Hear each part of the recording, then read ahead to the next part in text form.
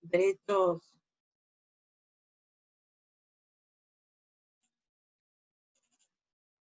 la Declaración Universal de los Derechos Humanos. En el preámbulo habla que tiene que considerar la libertad, la justicia y la paz en el mundo, y tiene como reconocimiento la dignidad intrínseca y los derechos iguales y inalienables de todos los miembros de la familia humana. Eso tiene que ver con que no son, que no se pueden separar de los seres humanos y deben ser para todos iguales. Ustedes lo tienen en el teórico, yo hice algunos recortes,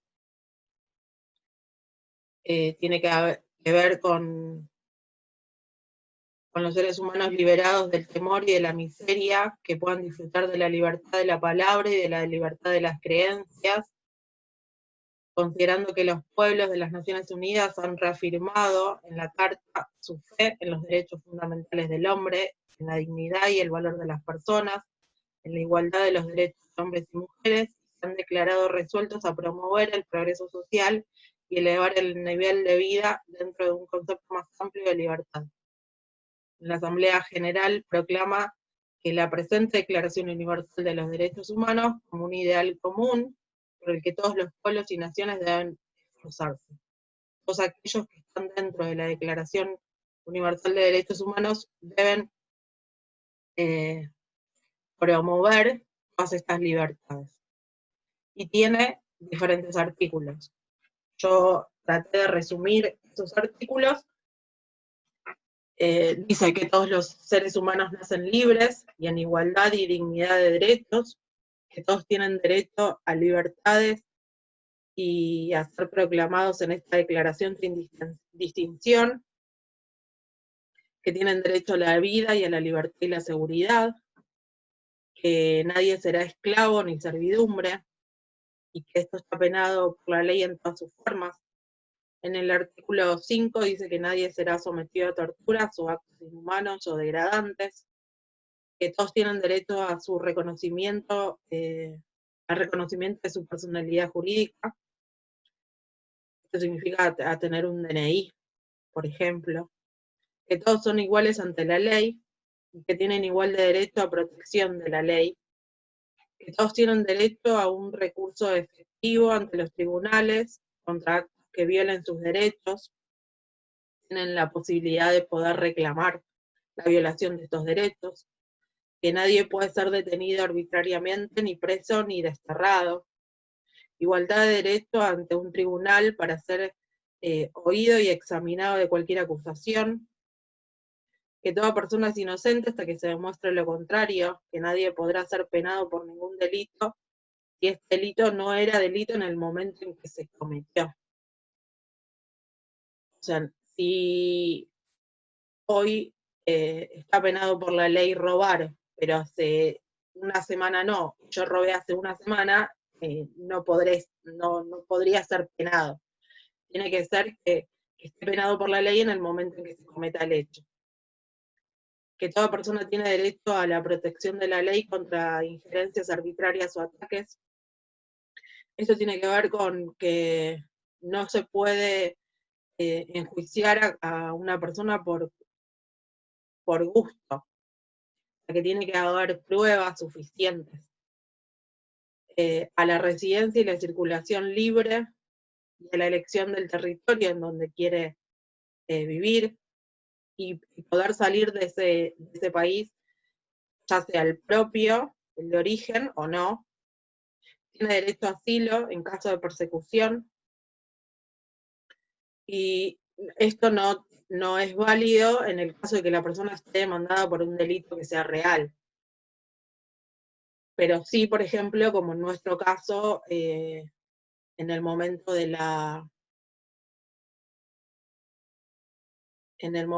en que sufrimos la dictadura militar, sí las personas tenían derecho a un asilo. Lo mismo de otros países. Derecho a una nacionalidad y derecho a cambiarla.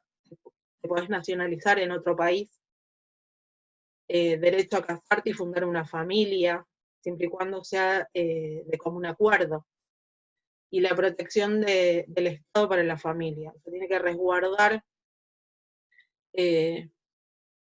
a la familia. El derecho a una vivienda y a no ser privada de la misma, o sea que el Estado no puede sacarte tu vivienda, ni el Estado ni ninguna otra persona. Derecho a la libertad de pensamiento y religión y la posibilidad de manifestarlo, o sea, poder decir cuáles son mis pensamientos y cuál es la religión que quiero ejercer. Libertad de opinión y de expresión, libertad de reunión y asociación pacífica. Esto siempre y cuando no viole los derechos de otros. Derecho a participar del gobierno directamente por medio del voto. O sea, esto tiene que ver con la militancia o con el hecho de poder ir a votar y elegir a los gobernantes, y que la voluntad del pueblo dice que es la base del poder público, por medio de un voto que será secreto, periódico y de elecciones auténticas. Esto tiene que ver con, es diferente en los países. En nuestro caso, votamos cada 4 años presidente, por ejemplo. Derecho a la seguridad pública y social, derecho al trabajo, a la igualdad de salarios por igual trabajo, y derecho a una remuneración digna, y a fundar un sindicato o a estar asociado a uno. Esta una remuneración digna en nuestro país, por ejemplo, tiene que ver con el salario mínimo vital y móvil. Nadie debería de ganar menos que lo que dictamina la ley en ese caso, de contrato de trabajo. Derecho a vacaciones pagas, que tienen que ser periódicas. Derecho a nivel de vida, a un nivel de vida adecuado, propio y de o sea, al nivel de vida adecuado del sujeto y de su familia. La maternidad y la infancia tienen derecho a cuidados especiales, y ahí es donde se encuadra esto de la maternidad, o sea, las licencias por maternidad y ese tipo de cosas. O que la mujer es quien tiene, bueno, estas cosas se están cambiando, pero que la mujer es quien cuida del niño, entonces si el niño se enferma, la madre tiene derecho a faltar a su trabajo con una justificación, y no debe ser quitado ese, o sea, no debe ser descontado de su sueldo, digámoslo. Derecho a la educación gratuita y obligatoria. En nuestro país es gratuita y obligatoria. En otros países no es tan gratuita. Tal vez sí obligatoria, pero no gratuita. Que el objeto de la educación es el desarrollo de la personalidad y fortalece los derechos humanos. Y que los padres tienen derecho a elegir qué educación le brindarán a sus hijos, el colegio donde los querés mandar, sería. Libertad para formar parte de una cultura y una comunidad, gozar de las artes y los procesos científicos, derecho a un orden social e internacional, en donde los derechos aquí proclamados sean cumplidos. Toda persona tiene deberes con respecto a su comunidad. Sus libertades y derechos comienzan donde empiezan las del otro, y no pueden ser opuestos a principios de las Naciones Unidas. O sea, ninguno de los derechos que están establecidos acá pueden ser violados por ningún otro principio. Y nada de esta declaración podrá interpretarse con el sentido de dar derecho alguno a un Estado o a un grupo de personas. No se puede, la Declaración de los Derechos Humanos va por sobre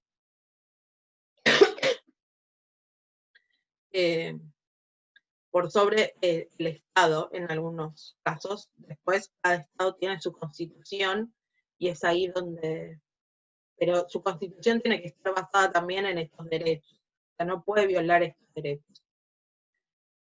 Esto también nos hace pensar cuáles son los derechos que nosotros tenemos garantizados, cuáles son en los que el Estado, en nuestro Estado, por ejemplo, se encuentran vulnerados, cuáles son los que no tienen una articulación concreta, o sea, cuáles son los que no se cumplen totalmente.